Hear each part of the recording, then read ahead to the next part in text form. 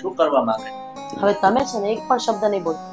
જેમ હું કહું ને એ સાંભળ્યા કરજો ને કર્યા કરજો બસ. ઠીક છે, એને આવવા દે. તારે ને જે કેવું હોય ને એ કહેજે, હું કાંઈ નહીં બોલું બસ. એક માતા 100 શિક્ષકની ગરજ સારે છે. એ તો ખબર છે ને, હું જે પણ કરીશ ને એ સારા માટે જ કરીશ. ઠીક છે, આવવા દે. બોલો પપ્પા, કઈ કામ હતું, બોલાવ્યો તો બોલો. હા, આ તારી મમ્મીને તારું થોડું કામ છે. મમ્મી મારું કામ પડ્યું? વાહ, બોલો. જો બેટા, તારા પપ્પાની ઉંમર થઈ ગઈ છે અને એમની તબિયત હવે ઠીક રહેતી નથી. અને આમ પણ મારાથી પણ ઘરનું કામ થાય ન થાય એવું બધું.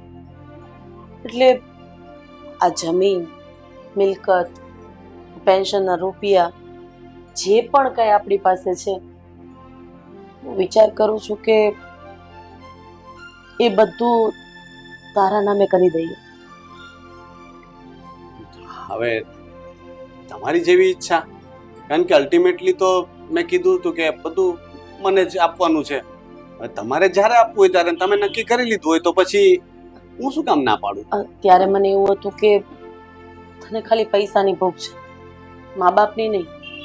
અને પછી તારા પપ્પાએ મને ઘણી બધી સમજાવી કે તને તારા દીકરા ઉપર વિશ્વાસ નથી, અને તારા પપ્પા સમજાવે ને હું ન સમજું એવું તો બને જ નહીં.